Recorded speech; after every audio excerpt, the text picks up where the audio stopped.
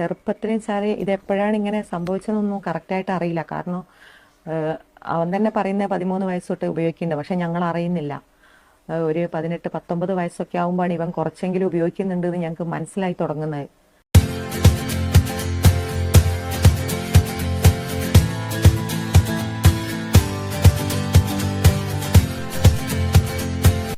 പ്രിയ കൂട്ടുകാരെ നമസ്കാരം. നമ്മുടെ മലയാള മനോരമ ഇന്നത്തെ പത്രത്തിൽ ഒരു വാർത്തയുണ്ട്. എനിക്ക് ഈ വാർത്ത ഇന്നലെ കിട്ടിയതാണ്, പക്ഷെ ഈ അമ്മയുടെ സംഭാഷണം വീഡിയോ എനിക്ക് കിട്ടിയില്ലായിരുന്നു. ഞാൻ ഇന്നലെ ഈ വാർത്ത ചെയ്തതാണ്.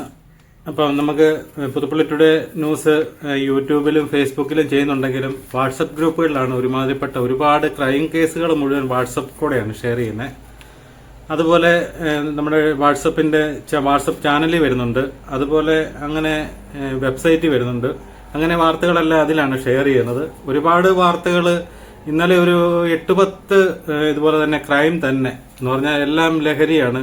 കഞ്ചാവിന്റെയും MDMAയുടെയും കേസ് മാത്രമേ ഉള്ളൂ. കള്ളു കുടിച്ച് പിടിക്കുന്ന ഇതിപ്പോൾ ഇല്ല, അതൊക്കെ പോയി, ആ ലെവല് വിട്ടു. ഇപ്പം എല്ലാം ഹൈബ്രിഡ് കാലഘട്ടത്തേക്ക് പോവാണ്. അപ്പം നമുക്ക് ഇന്നലെ വാർത്ത, ലഹരിയിൽ മുങ്ങി മകൻ ഗതികെട്ട് പോലീസിൽ ഏൽപ്പിച്ച അമ്മ. ഈ രാഹുൽ എന്ന് പറഞ്ഞ ചെറുപ്പക്കാരനെയാണ് അമ്മ പോലീസിൽ ഏൽപ്പിച്ചിരിക്കുന്നത്. 26 വയസ്സേ ഉള്ളൂ.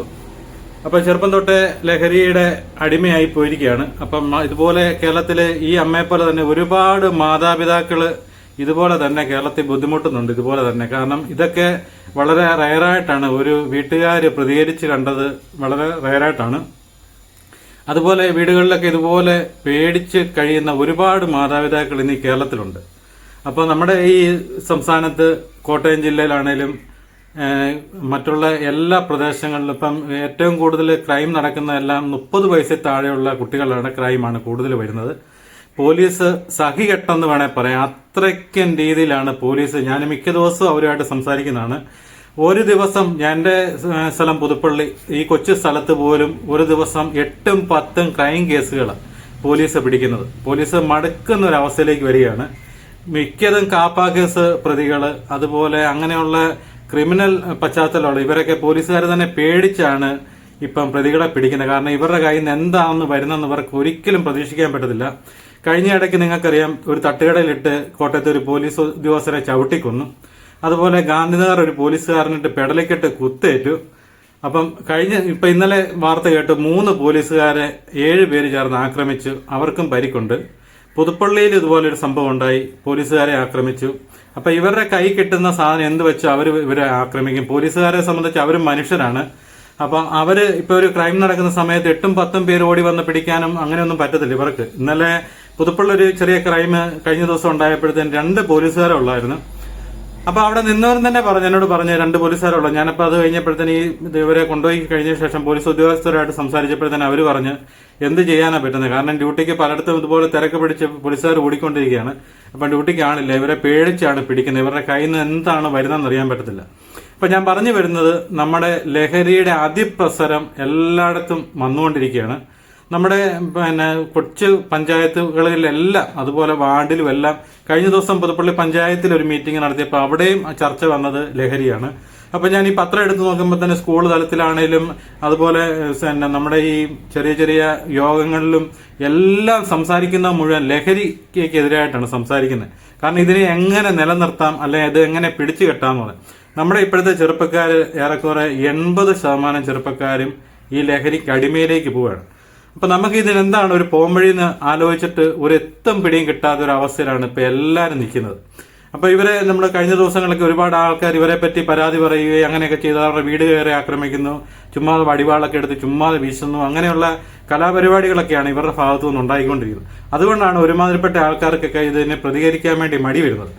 അപ്പൊ ഈ ലഹരി ഇപ്പം പോലീസ് ഉദ്യോഗസ്ഥർ നമ്മുടെയൊക്കെ ഇതിനെനിക്ക് ഏറ്റവും കൂടുതൽ ഈ ഇങ്ങനെയുള്ള അതിപ്രസരത്തിന് കാരണമെന്ന് പറയുന്നത് നമ്മുടെ തലപ്പത്തിരിക്കുന്ന അധികാരികളാണ് ഞാൻ പറയത്തുള്ളൂ. നമ്മൾ വോട്ട് കൊടുത്ത് ജയിപ്പിച്ച കിഴങ്ങന്മാരെന്ന് ഞാൻ പറയത്തുള്ളൂ. കാരണം ഇതിനെതിരെ ശക്തമായിട്ട് പ്രതികരിക്കാൻ ഇതുവരെ അവരാരും തയ്യാറാകുന്നില്ല. എല്ലാ യോഗങ്ങളിലും വന്ന് സംസാരിച്ച് പോകുന്നല്ലാതെ ഇതിനെതിരെ പോലീസ് ഉദ്യോഗസ്ഥർക്ക് അവർക്ക് ഒരു പരിധി വരെ മാത്രമേ ഇപ്പം ഇത് ഇങ്ങനെയുള്ള കാര്യങ്ങൾ ചെയ്യാൻ പറ്റുന്നുള്ളൂ. കാരണം കോട്ടയത്ത് ഈസ്റ്റിൽ എനിക്കൊന്ന് 25 ക്യാമറ വെച്ചിരിക്കുന്നത്, മുക്കുമൂലം മുഴുവൻ ക്യാമറ വെച്ചിട്ടുണ്ട്.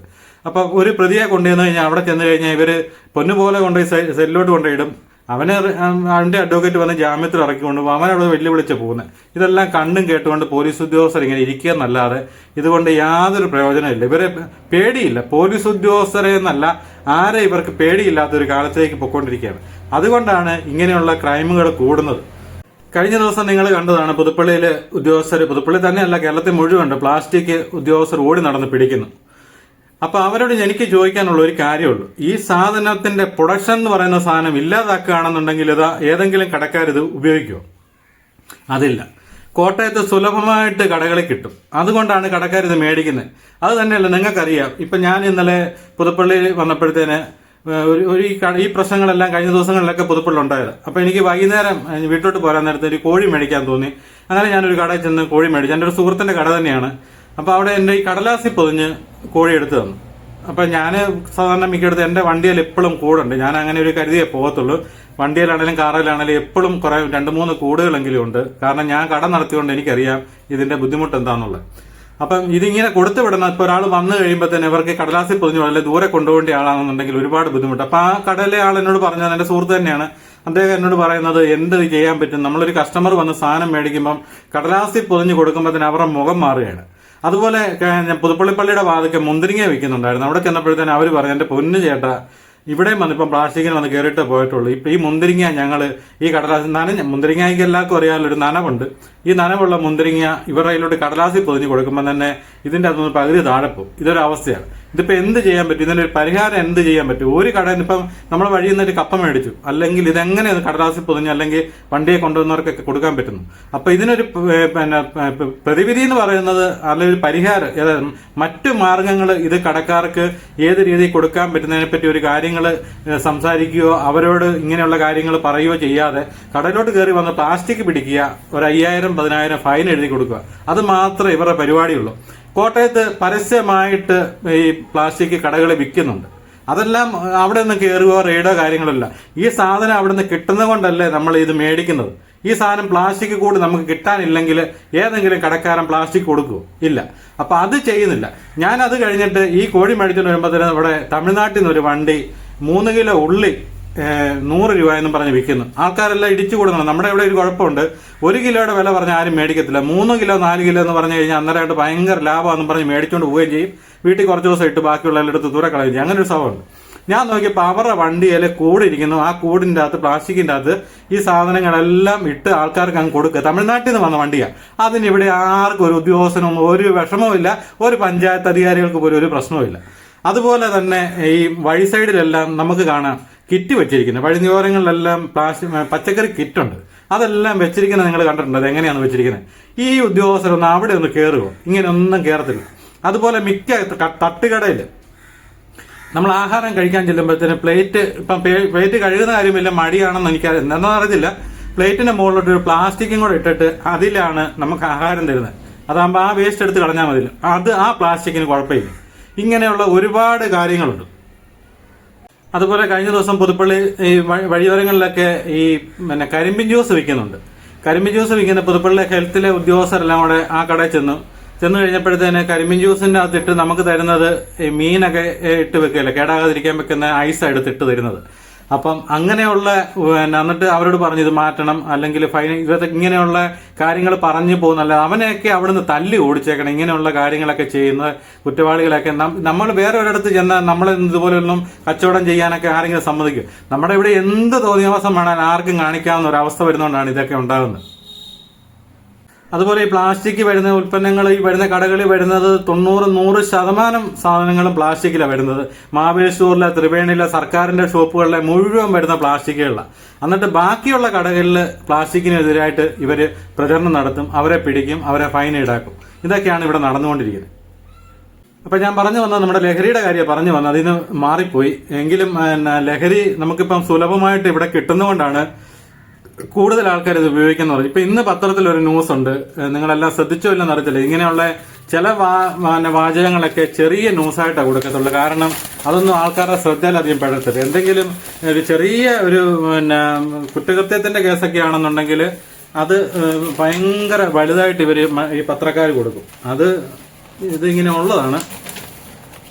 അപ്പൊ ഈ നിയമം പത്രത്തിന്റെ ഏറ്റവും അവസാനത്തെ ഒരു കോളത്തിലാണ് കൊടുത്തിരിക്കുന്നത്. അതിന്റെ അകത്ത് കൊടുത്തിരിക്കുന്നത് ലഹരിയുടെ ഉറവിടം അറിഞ്ഞാലും തടസ്സമായി കേന്ദ്ര നിയമം. അപ്പം അതങ്ങനെ ആദ്യം ആരും വായിക്കത്തില്ല. നമ്മുടെ ഇപ്പം ഇവിടുത്തെ ലഹരി കൈവശം വെക്കുന്നതിനും അതുപോലെ ഇതിനൊക്കെ ജാമ്യം കൊടുക്കുന്നവരുടെ വകുപ്പുകളുണ്ട്. നമ്മളിപ്പോ ഒരു വലിയ കേസ് പ്രതിയായിട്ട് അങ്ങോട്ട് കൊണ്ടുവരുന്നു, ഒരാഴ്ചക്കുള്ളിൽ അവർ ഈസിയായിട്ട് അവർ ഇറങ്ങിപ്പോരുന്നു. അപ്പം അതിനൊന്നും ശിക്ഷയില്ല. ഇവിടുത്തെ ഏറ്റവും വലിയൊരു കുഴപ്പമാണ് ശിക്ഷയില്ല. അപ്പൊ ഈ ലഹരിയുടെ ഉറവിടം അറിഞ്ഞാലും തടസ്സമായെന്ന് പറയുന്നത് ഇപ്പം നമ്മുടെ ഇവിടെ ഒരു MDMA പിടിച്ചു, അല്ലെങ്കിൽ ഏതെങ്കിലും മാരകമായ ലഹരി മരുന്ന് പിടിച്ചു, അത് കേരളത്തിനകത്ത് മാത്രം തീർക്കാൻ പറ്റും. ഇതിന്റെ ഉറവിടം തപ്പി ഇവർക്ക് ആർക്കും പോകാൻ പറ്റത്തില്ല. നമ്മുടെ മറ്റു സ്ഥലങ്ങളിൽ നിന്നാണ് ഇങ്ങോട്ട് വ്യാപകമായിട്ട് വരുന്നുകൊണ്ടിരിക്കുന്നത്. അപ്പൊ അവിടെ ഇപ്പം ബാംഗ്ലൂരിൽ നിന്നും ഇവിടെ ലഹരി വന്നു, MDMA വന്നു. അപ്പൊ ഇവിടെ അന്വേഷിച്ച് ഇതിന്റെ ഉറവിടം എവിടെയാ, ബാംഗ്ലൂർ ചെന്ന് അവിടെ ഇത് തൊടാൻ പറ്റത്തില്ല. നമ്മുടെ സംസ്ഥാനം വിട്ട് ഇതിനെ അന്വേഷിക്കാൻ പറ്റത്തില്ല എന്നുള്ളൊരു നിയമമാണ് ഇതിന്റെ അകത്ത് കൊടുത്തിരിക്കുന്നത്. ഇതൊക്കെ എന്താ പറയുക, നാറിയ നിയമം എന്ന് പറയുന്നത്. ഇതൊക്കെ കൊണ്ടാണ് ഇവിടെയുള്ള ഇങ്ങനെയുള്ള ക്രൈമുകളും കുറ്റകൃത്യങ്ങളും ഒക്കെ നടന്നുകൊണ്ടിരിക്കുന്നത്. കഴിഞ്ഞ ഇടയ്ക്കൊക്കെ നമ്മൾ പറയും UP-യിലൊക്കെ അവിടെയുള്ള ആൾക്കാർക്ക് വിവരം ഇല്ലെന്നൊക്കെ പറയും. പക്ഷെ അവിടെയൊക്കെ ഇങ്ങനെയുള്ള വിവരക്കേടൊന്നുമില്ല. അവർ പ്രവർത്തിക്കത്തുള്ളൂ, ചുമ്മാ വെടിവെച്ച് കൊല്ലത്തുള്ളൂ. അതുകൊണ്ടൊന്നും അവിടെ വലിയ കുറ്റകൃത്യങ്ങളില്ല. എന്റെ ചെറുപ്പത്തിൽ ഞാൻ ഏറ്റവും കൂടുതൽ ഇപ്പം നമ്മൾ കണ്ടുവന്നത് സിനിമയ്ക്കകത്തൊക്കെ കണ്ടുവരുന്ന ബോംബെ എന്ന് പറഞ്ഞ നഗരമാണ്. അധോലോക നഗരമാണ് ബോംബെ എന്ന് പറയുന്നത്. എന്നും വെട്ടും കൊലയും കൊലപാതകങ്ങളും ഒക്കെ നടന്നുകൊണ്ടിരുന്ന ബോംബെ പറ്റി ഇപ്പൊ ഒരു വാർത്തയില്ല. അവിടെയൊന്നും ഇങ്ങനെയുള്ള കൊലപാതകങ്ങളോ ഗുണ്ടകളുടെ അഴിഞ്ഞാട്ടോ കാര്യങ്ങളോ ഒന്നുമില്ല. ഇപ്പൊ എനിക്ക് തോന്നുന്നത് ഇനി കുറച്ചാൾ കഴിയുമ്പോൾ കേരളം ആയിരിക്കും ഇതുപോലെ തന്നെ ഏറ്റവും വലിയ ഒരു ഈ ലഹരിയുടെ ഇതുപോലെ നമ്മളൊക്കെ ഞെട്ടിപ്പോകും. കേരളം എന്ന് പറഞ്ഞാൽ ഞെട്ടിപ്പോകുന്ന ഒരു അവസ്ഥയിലേക്ക് വരും തീർച്ച. അപ്പൊ നമുക്ക് ഈ ലഹരിയുടെ അടിമയായ ഈ യുവാവിനെ പിടിച്ചു കൊടുത്ത അമ്മയുടെ വാക്കുകളും കൂടെ ഒന്ന് കേൾക്കാം. ചെറുപ്പത്തിന് സാറേ ഇതെപ്പോഴാണ് ഇങ്ങനെ സംഭവിച്ചതെന്നൊന്നും കറക്റ്റായിട്ട് അറിയില്ല. കാരണം അവൻ തന്നെ പറയുന്നത് 13 വയസ്സ് തൊട്ട് ഉപയോഗിക്കുന്നുണ്ട്, പക്ഷെ ഞങ്ങൾ അറിയുന്നില്ല. ഒരു 18-19 വയസ്സൊക്കെ ആകുമ്പോഴാണ് ഇവൻ കുറച്ചെങ്കിലും ഉപയോഗിക്കുന്നുണ്ട് എന്ന് ഞങ്ങൾക്ക് മനസ്സിലായി തുടങ്ങുന്നത്. പിന്നെ പല രീതിയിലും ചികിത്സിക്കാനൊക്കെ നോക്കി.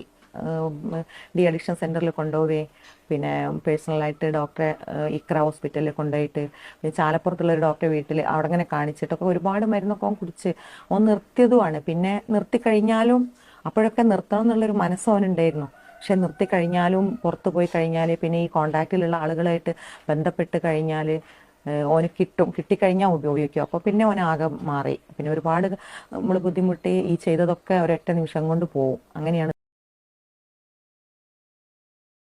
ഇപ്പൊ നിങ്ങൾ ഈ അമ്മയുടെ വാക്കുകൾ കേട്ടല്ലോ. 13 വയസ്സ് തൊട്ട് ആ ചെറുപ്പക്കാരൻ ഉപയോഗിക്കാൻ തുടങ്ങിയതാണ്. അപ്പൊ അതിന് അഡിക്റ്റ് ആയിപ്പോയി. 3 പ്രാവശ്യം ആത്മഹത്യ ചെയ്യാൻ ശ്രമിച്ചു. ഇവർക്ക് ഈ MDMA എന്ന് പറയുന്ന സാധനം നമ്മൾ ഉപയോഗിക്കുന്നത് 48 മണിക്കൂർ നേരത്തേന് നമുക്ക് വട്ട് പിടിച്ചൊരവസ്ഥയിലാണെന്ന് പറഞ്ഞത്. ആ സമയത്ത് നമ്മുടെ മുന്നിൽ വരുന്ന അമ്മയാണോ പെങ്ങന്മാരാണോ മറ്റുള്ള ആരാണെന്ന് പറഞ്ഞാൽ അവർക്ക് ആ ബോധമില്ല. അവർ സ്വയബോധത്തോടെ അല്ല ഈ കാര്യങ്ങളൊക്കെ ചെയ്യുന്നത്. ആ ഒരു അവസ്ഥയിലേക്കാണ് വരുന്നത്. MDMA തന്നെയല്ല, അതിനും മാരകമായിട്ടുള്ള കഴിഞ്ഞ ദിവസമൊക്കെ നൈജീരിയയിൽ നിന്നും മറ്റ് ആഫ്രിക്കൻ രാജ്യങ്ങളിൽ നിന്നെല്ലാം ഇവിടെ ലഹരി വരുന്നുണ്ട്. ഈ ലഹരി സുലഭമായിട്ട് നമ്മുടെ നാട്ടിൽ കിട്ടുന്നതുകൊണ്ടാണല്ലോ നമ്മൾ ഈ സാധനം മേടിക്കുന്നത്. അതുപോലെ മദ്യഷോപ്പുകൾ ഇപ്പം കഴിഞ്ഞ ഇടയ്ക്ക് നമ്മുടെ മലയാളത്തിൻ്റെ മെഗാതാരം മമ്മൂട്ടി കഴിഞ്ഞ ദിവസം ഒരു വാക്യം പറഞ്ഞു. നമുക്കത് ചിന്തിക്കേണ്ട കാര്യമാണ്. അദ്ദേഹം പറഞ്ഞൊരു കാര്യം നമ്മുടെ നാട്ടിൽ ഇത് ഇതാണ് അദ്ദേഹം പറഞ്ഞത് കണ്ടല്ലോ. അപ്പം നമ്മളത് ചിന്തിക്കേണ്ട കാര്യമാണ്. നമ്മുടെ നാട്ടിൽ നമ്മൾ ഈ ലഹരിക്ക് എതിരായിട്ട് നമ്മൾ പിന്നെ രാപകലില്ലാതെ സംസാരിക്കുകയും നമ്മുടെ നാട്ടിൽ മുഴുവൻ മദ്യവും മറ്റുള്ള എല്ലാം നമ്മൾ അതുപോലെ അങ്ങ് ഒഴുക്കിക്കൊണ്ടിരിക്കുമ്പോഴത്തേന് എങ്ങനെ നമ്മുടെ നാട് നന്നാവും?